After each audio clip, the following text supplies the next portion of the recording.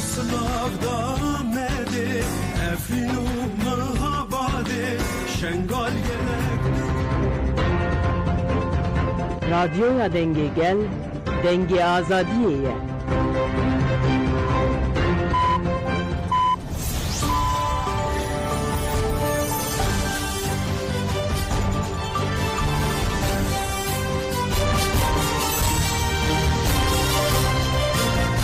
ئەم کاتتان باش بیسەرانی هێژار لە ناوەندی هەواڵەکانی ڕادیۆ دەنگی گەل بە یارمەتی هاوکارانم گەشتی هەواڵەکانی ئەم کاتژمێرەتان پێشکەش دەکەین.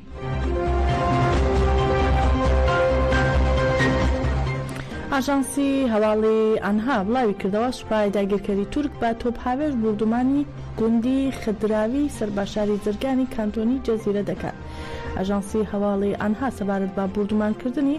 ڕۆژاوای کوردستان لەلایەن دەوڵەتی داگیرکەری تورکەوە ڕایگەیاند سوپای داگیرکەری تورک بە تۆپهاوێژ بوردومانێکی سەختی گوندی خدراوی سەرباشاری جەرگانی کانتۆنی جەزیرە دەکات و ڕاگەیاندراوە هیچ زانیاریەک لەسەر بوردومانەکە نەخراوەتە ڕوو. هاوکات ئەم هێرشە لە کاتێکدایە بەرەبەیانی ئەمڕۆ سوپای داگیرکەری تورک و چەتەکانی بە تۆپهاوێژ بوردومانی دەوروبەری بەنداوی تشرینیان کرد.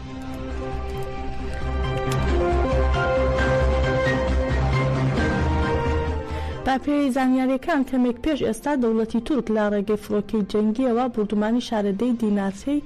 سنووری ئاکرەی سەرباپارێزگای دهۆکی کرد. هەروەها زانراوە دوو هاوڵاتی مەدەنی بەهۆی بوردومانەکانی دەوڵەتی تورکەوە شەهید بوون. ئەوە لە کاتێکدایە دەوڵەتی تورک ماوەی هەفتەیەکە بەردەوام تۆپباران و بوردومانی سنووری دهۆک دەکات و بەهۆیەوە ژمارەیەک هاوڵاتی مەدەنی شەهید و بریندار بوون.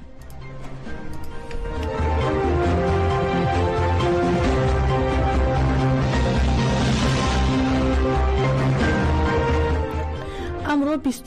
بیستەمین ڕۆژە گەل لە بەنداوی تەشرین بۆ پشتیوانی لە هێزەکانی قەسەدە و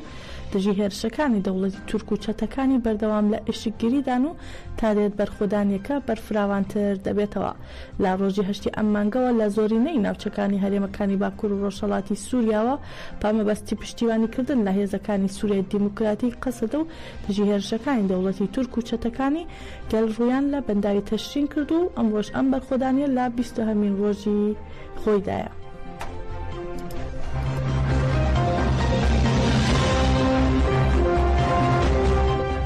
هێزەکانی سووریای دیموکراتی قەسەدە سەبارەت بە بەرخۆدانەکانیان و ڕوبەڕووبوونەوەی چەتەکانی دەوڵەتی تورک لە بەرەی پردی قەرەقۆزاق ڕاگەیاندراوێکیان بڵاو کردەوە و ڕایانگەان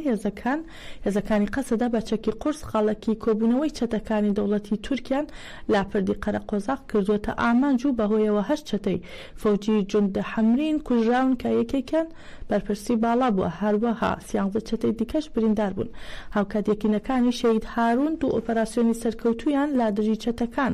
لا گردی خودی و نەورۆز ئەنجامداوە بەهۆیەوە ئۆتۆمۆبیلێکی چەتەکانیان لەناو بردووە و ژمارەی کوژرا و بریندارەکان لە ئێستادا لەبەردەست نییە. هاوکات هێزەکانی قەسەدە توانیان دوو فڕۆکەی بێفڕۆکەوانی دەوڵەتی داگیرکەری تورک بخەنە خوارەوە و لە کاتێکدا فڕۆکە جەنگیەکانی دەوڵەتی تورک بەردەوام دەوروبەری بەنداوی تەشرین بوردومان دەکەن و هەروەها تۆپخانەکانیشیان بەردەوامن لە بوردومان. هەروەها قەسەدە ئاماژە بۆش دەکات فڕۆکەکانی دەوڵەتی تورک چەند هێرشێکیان بۆ سەرگوندی غاسق مەلحا ئەبوو قەلقەل و شەبانیە دەست پێ کردووە و بەڵام هەموو هێرشەکان هیچ ئەنجامێکی نەبوو. دواتر چەند ناوچەیەکی دیکەیان بوردومان کرد و کە زیانیان نەبووە. هەروەها قەسەدە ئەوەشی خستۆتە ڕوو لا گوندی خەربەت زەمان نزیکی بەنداوی تەشرینیش فڕۆکەکانی دەوڵەتی تورک چەند هێرشێکیان ئەنجامدا و ئەو هێرشانەشی زیانێکی نەبوو. بەڵام فڕۆکە بێفڕۆکەوانەکانی دەوڵەتی تورک هاوڵاتیانی مەدەنیان لا بەنداوی تەشرین کردوتە ئامانج و بەهۆیەوە 10 هاوڵاتی مەدەنی بریندار بوون.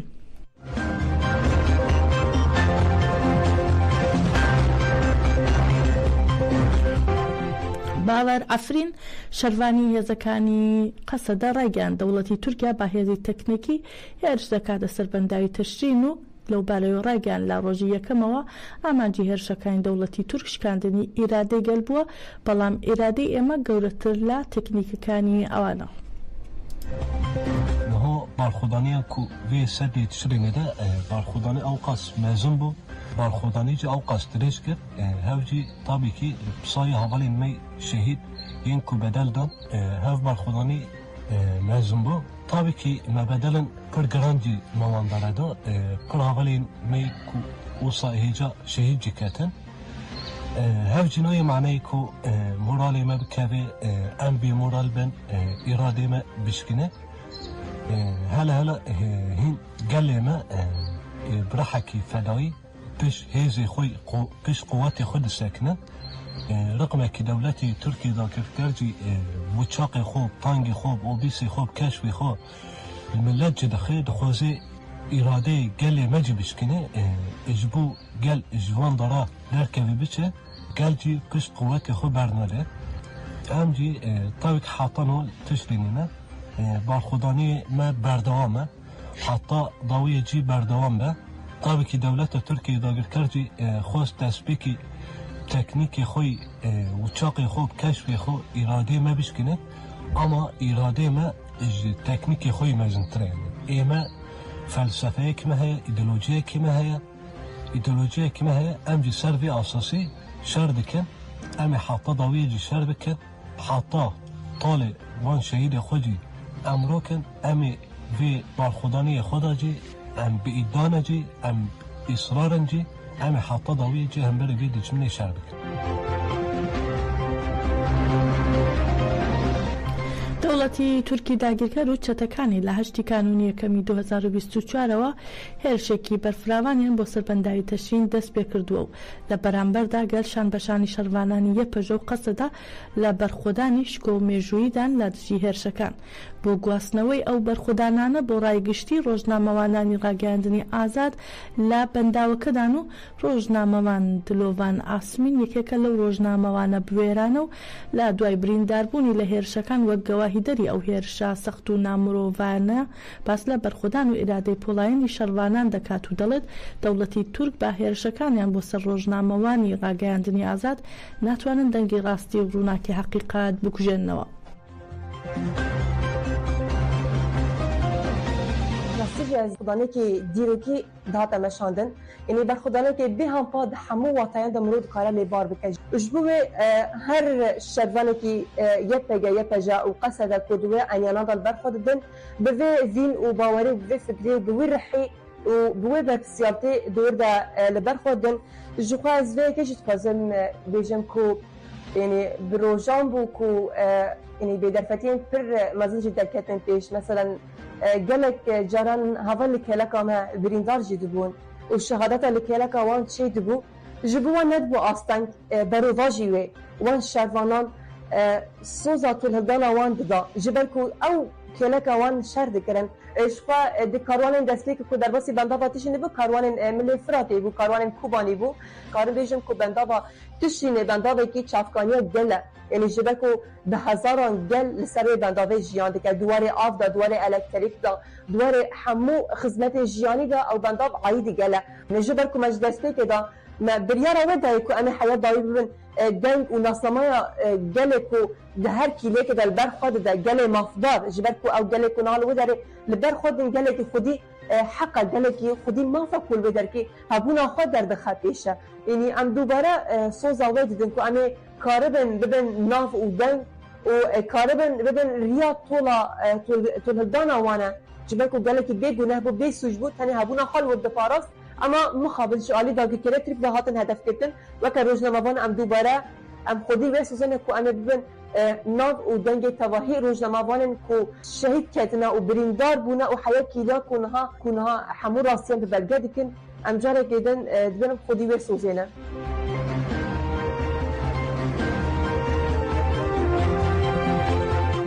با سەرۆکایەتی هاوسەرۆکانی گشتی دەم پارتی تۆلای حاتم وغڵاری و تونجەر باقیرخان دەستەی بەڕێوەبەری ناوەندی پارتی دیموکراسی و یەکسانی گەلان دەم پارتی کۆبووەوە لە کۆبوونەوەکەیاندا هەڵسەنگاندن بۆ دیدارەکانی شاندی دەم پارتی کە لەگەڵ ڕێبەر ئۆجەلان ئەنجامی داوت دەکرێت و هەروەها گفتوگۆ دەکرێت لەسەر نەخشە ڕێگەی ڕێبەر ئۆجەلان بۆ چارەسەری پرسی کورد هاوکات لەسەر کۆبوونەوەی دووەمی شاندەکان لەگەڵ ڕێبەر ئۆجەلاندا هەروەها دیاریکردنی نەخشە ڕێگایە گفتوگۆ دەکرێت و جێ ئاماژەیە دەستەی بەڕێوەبەری ناوەندی هێندێک هەوڵی پێناسەکردنێکی کارێکی هاوشێوە دەدات و نەخشە ڕێگەیەک ئامادە دەکرێت بۆ ئەوەی پەیامەکانی ڕێبەر ئۆجەلان لا ڕێگەی چالاکی و شێوازی جیاوازەوە بۆ ڕایگشتی بڵاو بکرێتەوە.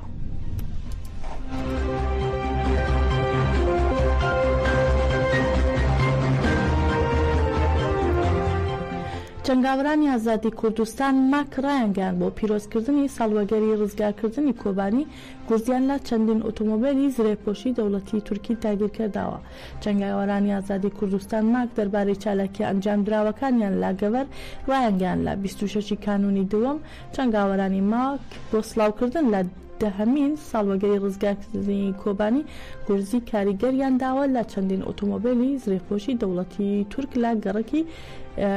پێشلاکۆنی گەڤەر. هەروەها لە ڕاگەیاندراوەکەدا ئاماژە بەوە کراوە جەنگاوەران بۆ سڵاوکردن لە بەرخۆدانەکانی ڕۆژاوا دروشمەکانی بژی پەکەکە و یەپەگەیان هەڵداوە. لە بەردەوامی ڕاگەیاندراوەکەدا ئاماژە بەوە کراوە پۆلیسی دەوڵەتی تورک بە ئۆتۆمۆبیلی زرێپۆش هێرشی کردوتە سەر جەنگاوەران و هەروەها ڕایانگەیاندووە جەنگاوەران بە بەرخۆدانەوە بەرپەرچی هێرشەکانیاندایەوە و لە دوو قۆڵەوە بە بۆمبی دەستی و فیشەکی هەوایی گورزیان لە پۆلیسدا و لە ئەنجامدا پۆلیسی داگیرکرد ناچار بە هەڵاتن لە جێگەکەی بوو.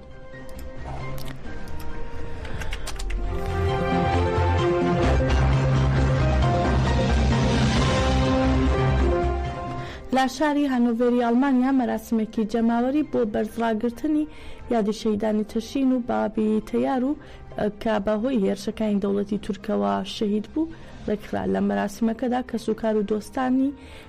بابی تەیار و شەهیدانی دیکەی بەرخۆدانی تەشین ئامادە بوون. خۆشناوعەتا هاوسەرەکی کۆما و ئەندامانی پەیەدا تەفجاند یەکێتی ئیزەدیان و خزمانی ئەو شۆڕشگێڕانەی کە لە تەشین شەهید بوون قسەیان کرد و بەڵێنی بەردەوام بوون لەسەر ئامانجی شەهیدانیان دووپات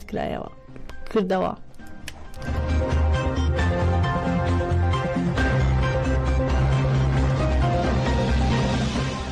هەڵمەتی دەستگیرکردنی هاوڵاتیان و چالاکوانانی کورد لە لایەن ڕژێمی ئێرانەوە لە ڕۆژهەڵاتی کوردستان بەردەوامی هەیە و لەو چوارچەوەشدا دوو هاوڵاتی کورد لە مەهاباد بە بێفەرمانی دادوەر دەستگیرکران.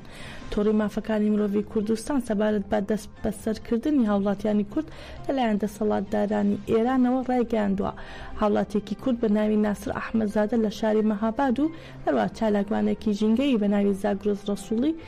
لەلایەن وەزارەتی ئیتلاعاتی ئێرانەوە دەست بەسەر کراون و بۆ شوێنێکی نادیار گواستراونەتەوە. هەروە ئاماژە بەوش کراوە و ئەو هێزانەی وەزارەتی ئیتلاعات بە بێ فەرمانی دادوەر هەڵیان کوتاوەتە سەر ماڵەکانیان و دەست بەسەریان کردوون.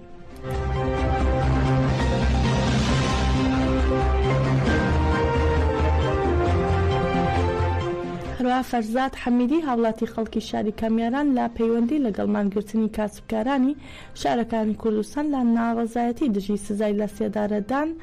لەلایەن هێز ئەمریکانەوە دەست بەسەر کراو بۆ شوێنێکی نادیار گوازرایەوە. بەپێی راپۆرتی کۆڵبەر نیوز ئەم دەست بەسەرکردنە بە هێرشی هێزەکانی دای ئیتلاعات بۆ ماڵی فەرزاد حەمیدی ئەنجام دراوە و بەبێ بڕیاری دادوەر ئەم هاوڵاتیە دەست بەسەر کراوە و شوێنی مانەوە و تۆمەتەکانی دژی